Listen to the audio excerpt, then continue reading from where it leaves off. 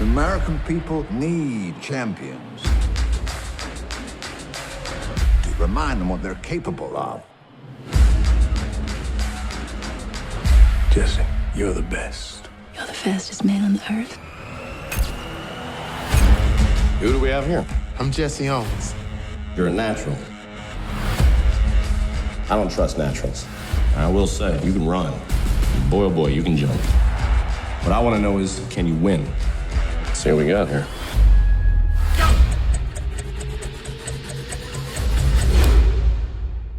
Problem, Coach? No. You want me to do it again? Yeah. Jesse Owen sets a new world record. You want to win a gold medal? Sure. You want to do it in Berlin? Mr. Owens, how can you justify taking part in Germany when there's so much discrimination here at home? Whoa, whoa, whoa, whoa, whoa. Now, where'd you boys think you're going? Just using the showers. Not until we're through, you're not. Jesse, you have a chance to strike a powerful blow. Under the Hitler regime, we must not go to these Olympic Games to show our solidarity with the oppressed people of Germany. You get a chance to be a part of history and you're gonna walk away from it? I got people looking at me for an example. I don't care about any of that! Yeah, well, you're right, Larry. You don't have to. People are counting on you. To do what? To get on over there to Berlin and beat those Nazis. You was put here to run. Don't listen to any of them. Out there ain't no black and white. There's only fast and slow. Nothing matters. Not color, not money, not even hate. Running some type of direction, cause the people going nowhere are the ones that are flexing. I'm not trying to be a preacher, I was never a reverend, but I can take your ass to church and show you glimpses of heaven. You better. For those 10 seconds, you are completely free.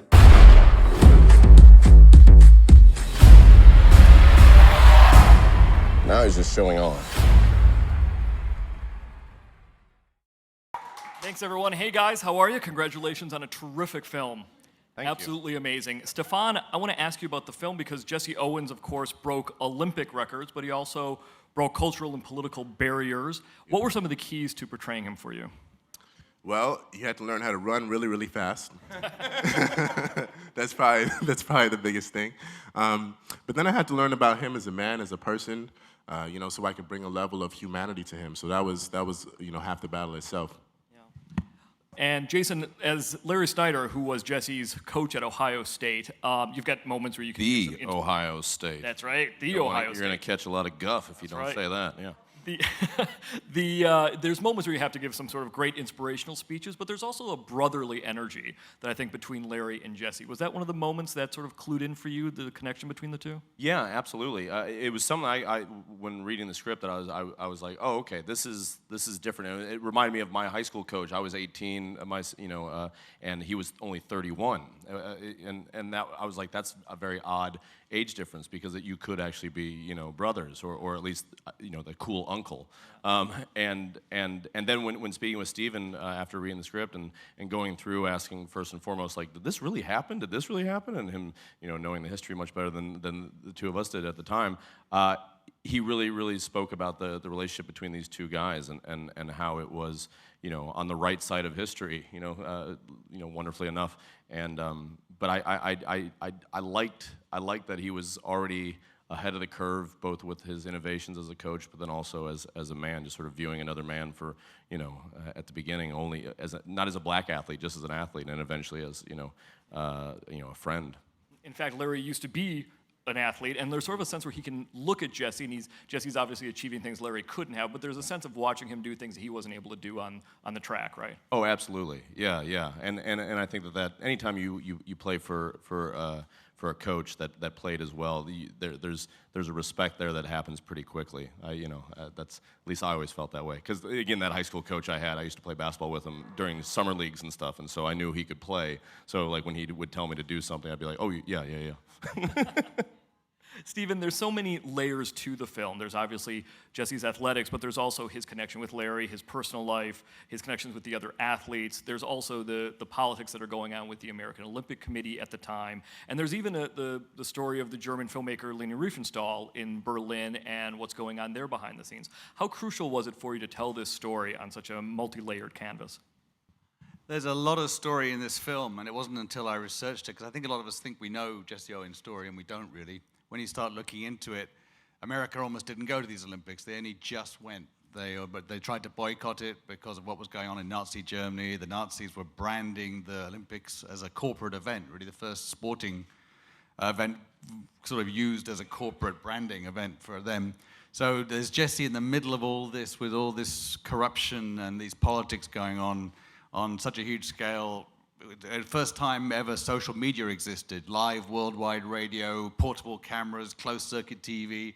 The whole modern Olympics are based on these 1936 Olympics that the Nazis created in Berlin. They were the first guys to run the flame from Greece to the Olympics. They invented really what we know of as the modern Olympics.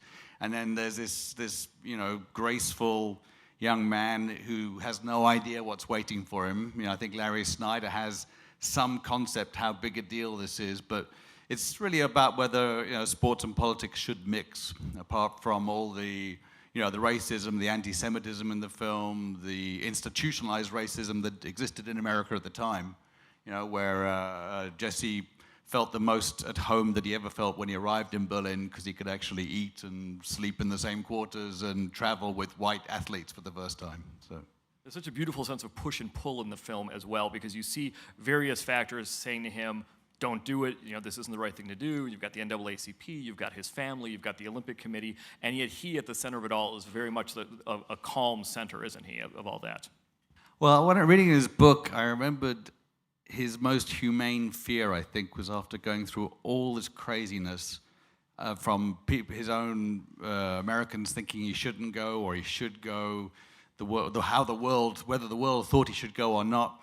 In the end, he thought, well, if I do go and I lose, how awful would that be under the circumstances? And that's why I think where his great heroism comes from for me. So.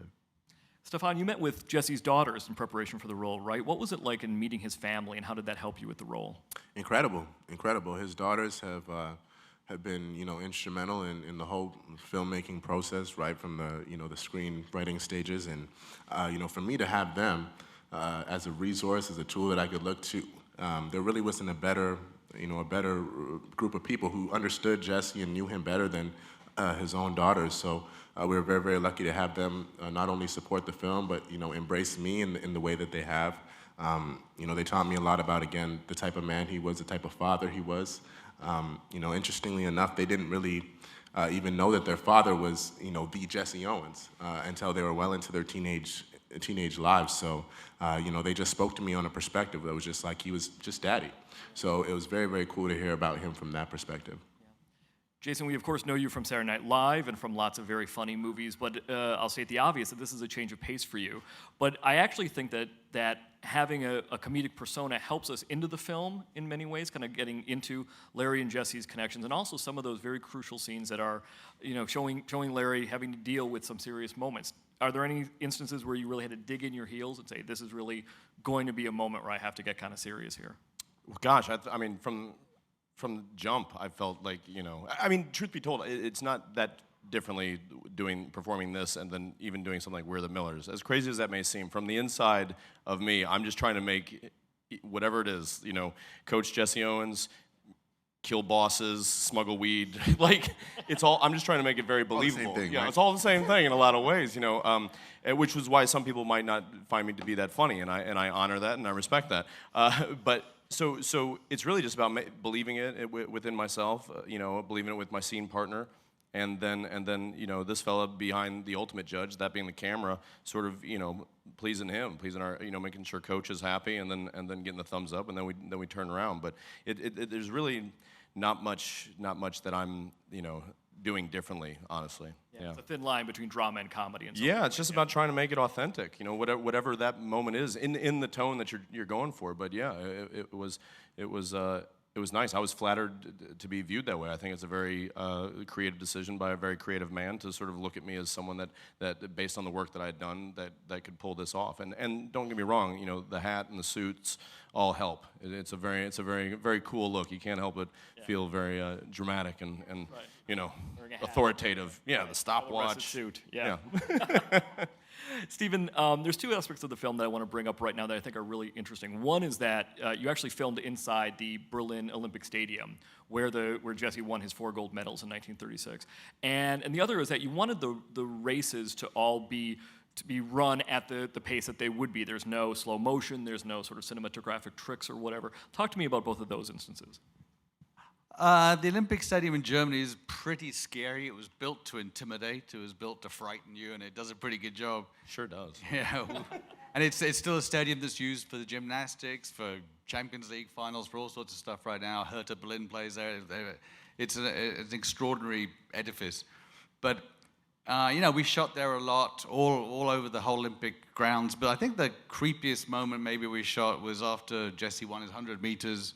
We were all in the basement of the real stadium where Larry met Jesse after the race, and then Jesse goes up to meet Hitler in the room behind Hitler's box. And if you read Jesse's books, he goes up to the box and Hitler pretends he had to leave.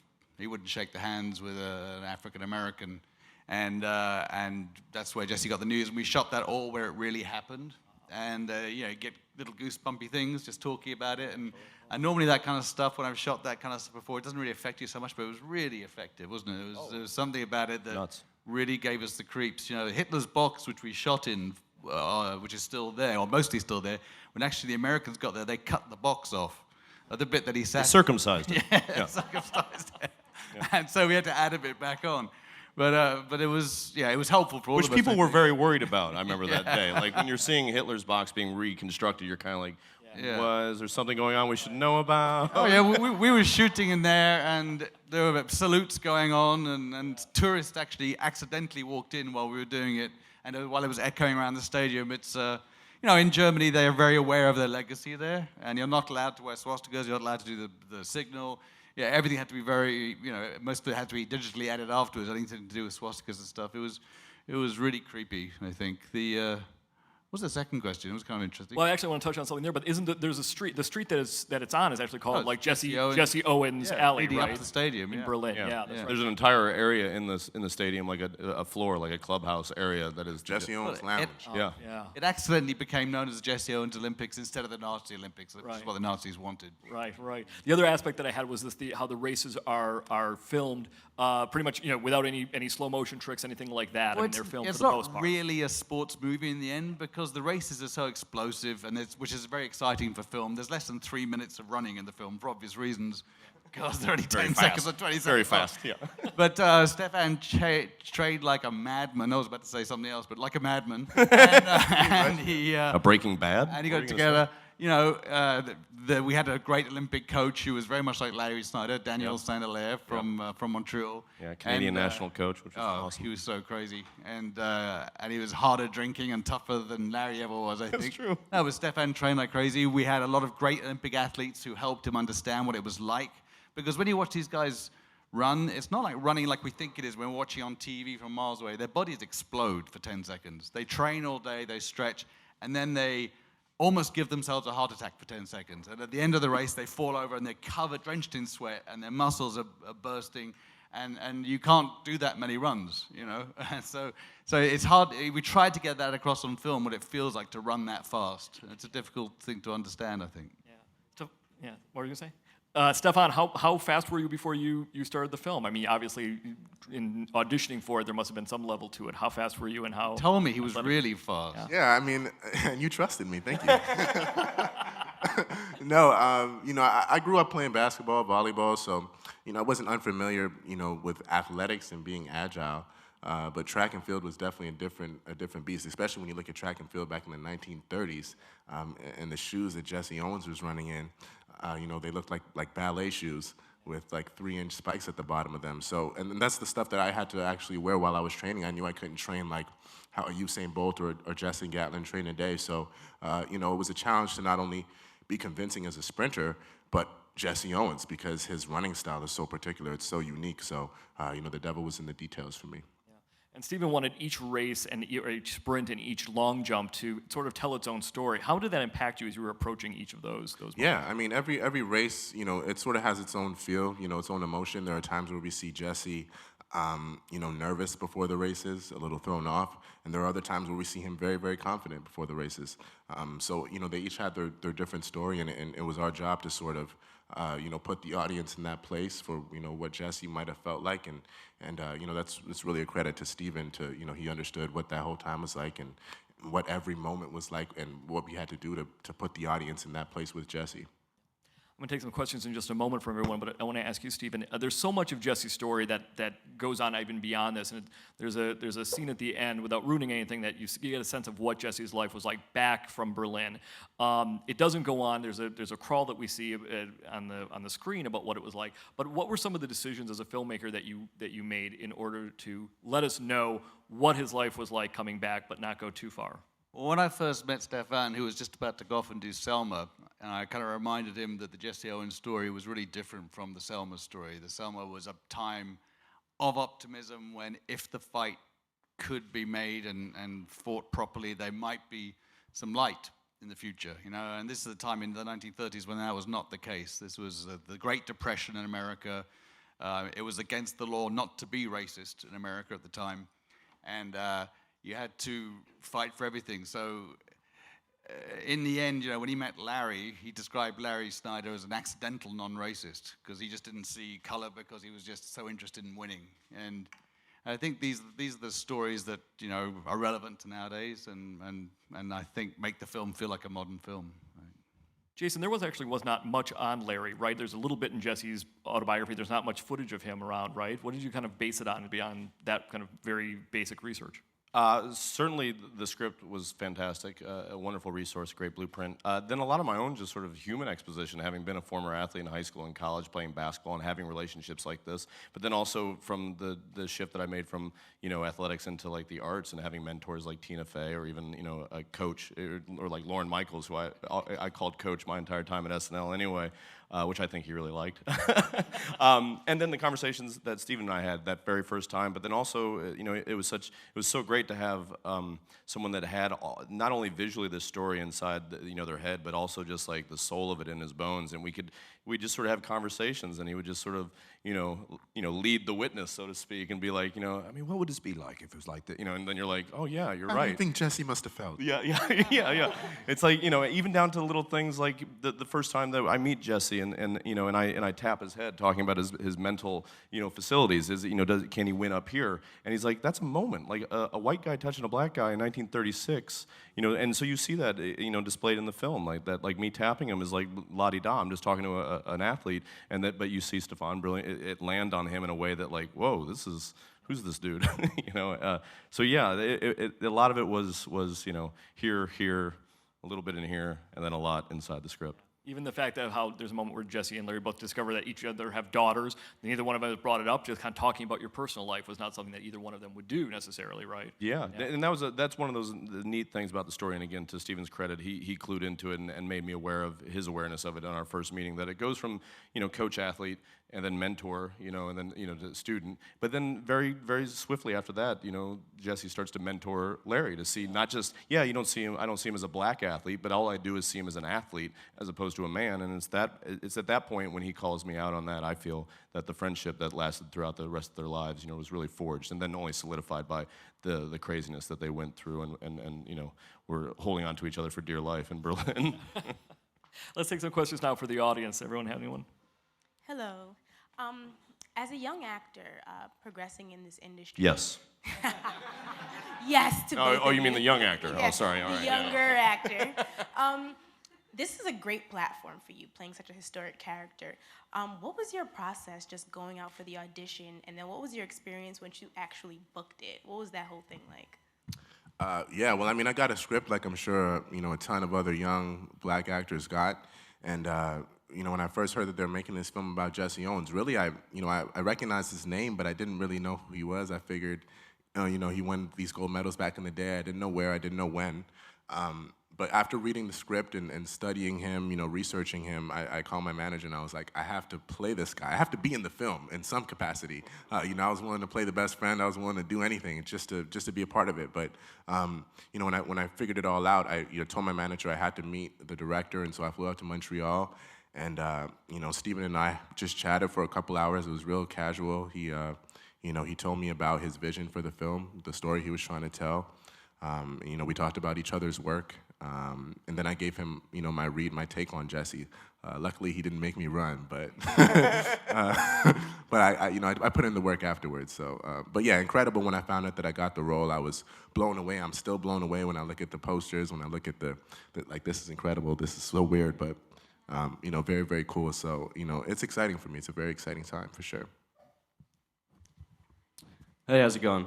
This question's for you, Jason. So you said how playing this role isn't too much different from your role in We're the Millers or Horrible Bosses, which I think is pretty interesting. But that being said, is there my approach to it? When I watch them, I know which guy's which. Obviously, well, that being said, is there one type of role that you like more than the other? And now that you've given the more serious role like a shot, is there an influential character in history that you'd like to play down the road? Is there what was the last part? An influential person in history that you'd like to play down the road? Oh boy. Well, to answer that, I can't think of anything off the top of my head. And I don't have a preference one way or the other because again, it's all about the stories being told. I prefer not to spend too much time being in something that I would deem inconsequential, and even the choices to make something that might fall under that umbrella to the outside eye. I know why I'm doing it. I think living a life with intention. And especially an artistic life, it sort of keeps you in the clear from selling out or feeling like you're doing stuff for the wrong reasons. Getting in the clubs or free sneakers like that. The reward is the actual act of getting to do it. So it's where the movie will end up falling on categorized on Netflix or on iTunes is not really at all in my thought process. It's only during the selling of it or in the promoting of it do you really feel yourself, or I feel myself having to put it in that box for people to digest. I'm not saying that you fall into that category, but we do find ourselves having to explain it over and over. What is this? What is this movie? And but as far as someone out there to play, no, I mean, the closest story, and it's an athletic story, one that I've loved for years, and I'm glad to know that someone as closely connected to the game as Steve Nash, the great point guard, NBA point guard. He's involved on the production side of the Pete Maravich story, about Pete and his father, Press Maravich. And I'm too old to play Pete, and I'm probably a little bit too young to play Press, but there was a time there when I would have loved to be in that movie in some capacity. But I feel a lot like Stephan. I'll play one of the opposing coaches. I'll play John Wooden or something, or but I'm glad that story is going to have a shot maybe to be told someday in the theatrical capacity, because I think it's an amazing one and has a lot more to it than just the athletics. Hello, gentlemen. Good to have you guys here. This is for you, Stephan. If you had the opportunity to have to play another athlete, which one would it be in your if given the opportunity? Another athlete, huh? Kobe Bryant's been my idol pretty much my whole life. So yeah. Shout out Kobe. Probably Kobe. I'd have to grow like another 6 inches, but. Camera tricks. They can handle that. Yeah, they can do it. Tom Cruise does it. CGI. Oh yeah. Just speaking about other athletes, there is a terrific moment in the film that historically is so important, and Stephen, I'd like to talk to you about that really quickly. The moment that Jesse and Lutz Long connect on the track when Lutz Long, who is a German sprinter, kind of lets him know what spot to jump at and whatever. Talk to us a little bit about how crucial that scene was for the film. There's a big Olympic legendary battle between Jesse Owens and Lutz Long, Carl Long, his name was, who was the poster boy for the Nazis. It was the long jump, which is kind of a difficult sport to make exciting on film, but it was so legendary. It came down in the end to them having this amazing jump off where they broke records, but Jesse wouldn't have even got there. He kept on fouling, and Lutz Long helped him qualify by laying a handkerchief before the line and helped him to qualify because he wanted to be a real sportsman. He was a young man in Nazi Germany. He didn't really understand what was going on. And he made a big statement at the end when Jesse beat him to run around the stadium with him, with holding his arm up, which pretty much had pissed off all the Nazis, Hitler, and everyone was sat there. He never competed again. When the war started, they sent him to the front lines. He and Jesse were best friends until he died in 1943 in Sicily, in Italy, when the Americans were invading. And they wrote letters to each other every month, or more than every month. They were such close buddies. And it's, the two young men in their own countries talking about the politics of their own country in the film. But the last letter Lutz Long ever wrote to Jesse Owens in real life, which we have the letters, is he wrote to Jesse and saying, look, I think the Americans are coming, I'm probably going to get killed, and I want you to go to Germany and find my son and tell him I was never a Nazi. And Jesse went to Germany and spent years trying to find his son, who had a different name and was lost in Germany, and finally found him and gave him all his father's letters. So it's another amazing story from that time. These stories could never really happen nowadays, the way the world is. The Olympics are now professional. The world is so small. There's racism and all this stuff still happening everywhere. There's a part of human nature, it seems, that has to be sorted out. But yeah, it's an incredible tale. There's a good movie in that. I was about to say, that story of Jesse going to Germany almost sounds like an amazing story in and of itself. There's like 5 movies. It's remarkable that it took 80 years for this thing to be picked apart. That the only other person besides Stephen Hopkins to make a movie about Jesse Owens is Leni Riefenstahl.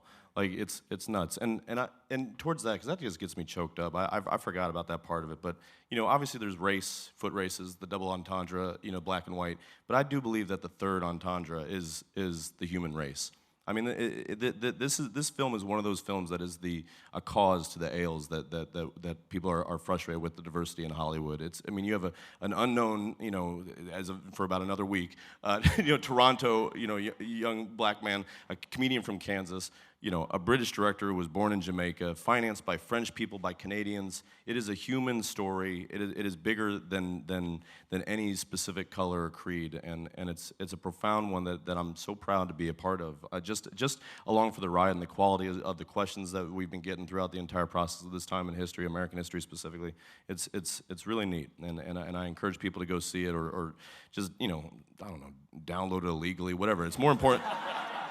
It helps us get other gigs if y'all see it in a theater, but I think the story itself is more important than any of that jive. So please have at it. That line may be edited out. Next question. Hi, this is for everyone. I wanted to know, what are some of the interesting facts that you learned about Jesse Owens that you didn't know before?